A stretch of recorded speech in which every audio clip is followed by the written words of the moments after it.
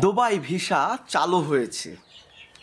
দর্শক, কিছু দর্শক আছেন যারা মানে পুরো ভিডিও না দেখে যে বাজে কমেন্ট করেন, তাদের প্রতি আমি ভদ্রতার সহিত বলছি, আপনারা কি পুরো ভিডিও দেখবেন, তারপরে কমেন্ট করবেন।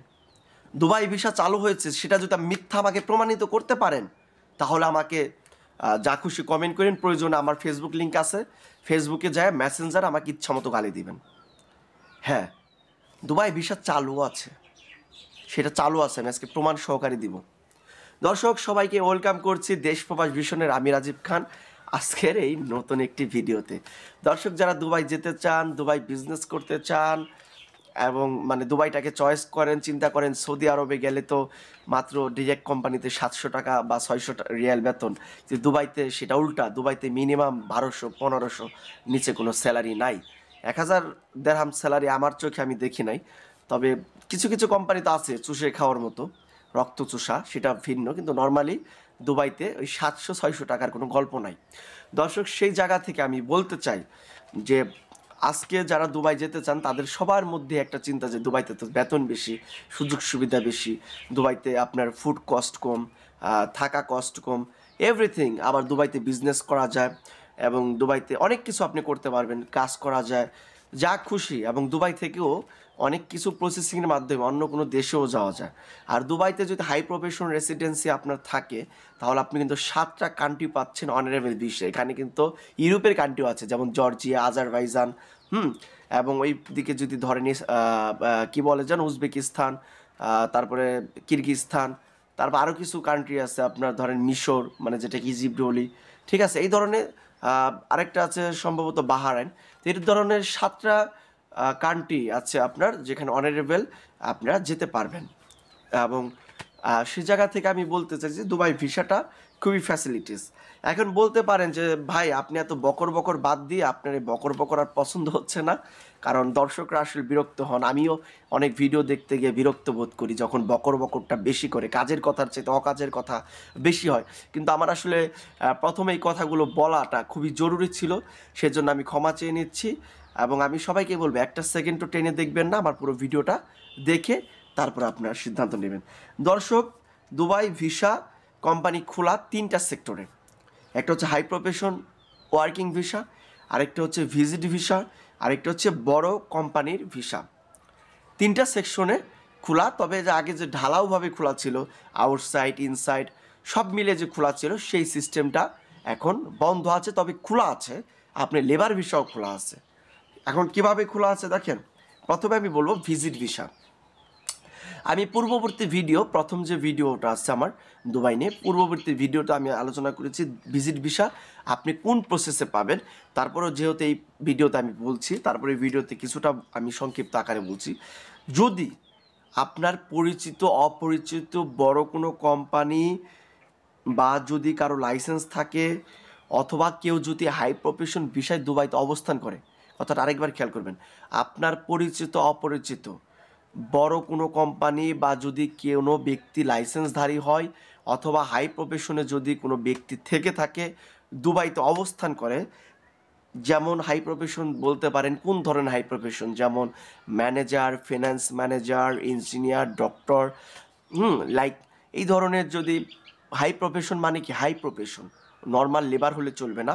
হাই প্রফেশন বিষয় যদি কেউ থাকে, তারা যদি আপনাকে ইনভাইটেশন দেয়, তাহলে কিছু ক্রাইটেরিয়া আছে, আমি আগের ভিডিওতে আলোচনা করেছি, নিয়ম মেনটেন্স করে আপনারা দুবাইতে ভিজিট বিষয়ে যেতে পারবেন।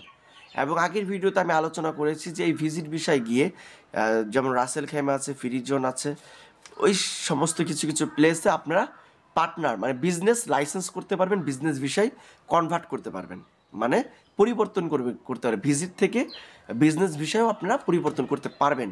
ক্লিয়ার? মনে আশা করি আর কোনো প্রশ্ন থাকবে না। গেল একটা বিষয়। এখন আসি বড় ধরনের কোম্পানি। হ্যাঁ, লেবার ভিসা চালু আছে, তবে সেটা আউটসাইডে নেই। আগে যেমন যে কোনো একজন লাইসেন্স করে সেখানে আপনার যে কোনো মানুষ লেবার ভিসায় আনতো, এনে কি করতো, ফ্রি ভিসায় বলতে পারেন, কোম্পানি একটা এনওসি দিয়ে দিত, আপনি আপনার মন মতো কাজকর্ম, যাতায়াত যা খুশি তাই করতেন। এখন সেই আউটসাইডের লাইসেন্সের ধারীদের জন্য ক্ষমতা নেই, অনেকে কমেন্ট করেছেন, কই আমি তো ভিসা উঠাতে পারতেছি না। আরে মিয়া, আপনি ভিসা উঠাতে পারবেন, খাইয়ে দেয় তো আর কাজ নাই। আপনার মতো কত লাইসেন্সধারীরা পথে ভিক্ষা করে খাইতেছে মিয়া, আপনার ভিসা উঠাইতে পারবেন না? আমি বলছি লেবার ভিসা ওপেন, কিন্তু সেটা আপনাদের মতো যারা ওই যে লাইসেন্সধারী আছেন তাদের জন্য না। আর বাংলাদেশ থেকে যা ওই দেশে লাইসেন্স করছেন আর আপনি লেবার বিষয়ে বাংলাদেশ থেকে লোক নেবেন, তাদের জন্য না রে ভাই। এটা কোন কোন কোম্পানি জানেন? যে কোম্পানির মালিক হওয়া তো দূরের কথা, যে কোম্পানি একটা বড় আপনার যে ওই লাইসেন্সের মালিক আছেন তার এই ধরনের কোম্পানির ম্যানেজারও হইতে পারবেন না।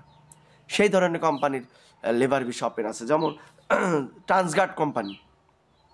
ট্রান্সগার্ড কোম্পানিতে আমি চ্যালেঞ্জের সাথে বলছি এখনও ভিসা হচ্ছে, লেবার ভিসাই হচ্ছে ভিসা, আপনার যাইতে পারবেন লেবার ভিসায়। গেল, আপনার ট্যাক্সি কোম্পানিতে যাইতে পারবেন, ওই দেশে যে দুবাইয়ের যে বিভিন্ন আজমান ট্যাক্সি, দুবাই ট্যাক্সি, আরটিএর এই ধরনের যে ভালো ব্র্যান্ডের কোম্পানি আছে ট্যাক্সি কোম্পানি, সেখানে যাইতে পারবেন, কোনো প্রবলেম নাই। আপনি ওই যে বাংলাদেশ থেকে যে লাইসেন্স করছেন আপনি লেবার ভিসা উঠাবেন, এই ধান্দামি আর চলবে না ভাই, এখন আপাতত নাই। আবার ফুড ডেলিভারি, যেমন তালাবাত আছে ওই দেশে কোম্পানি, ফুড পান্ডার মতো ওই দেশের তালাবাত আছে, আরও কিছু কোম্পানি আছে, এই তো ফুড ডেলিভারিতে আপনারা ডিরেক্ট যেতে পারবেন, সমস্যা নেই। তো এইরকম কিছু কিছু কোম্পানি আছে যেখানে আপনার লেবার ভিসায়, নর্মাল ওয়ার্কার ভিসায় যাইতে পারবেন।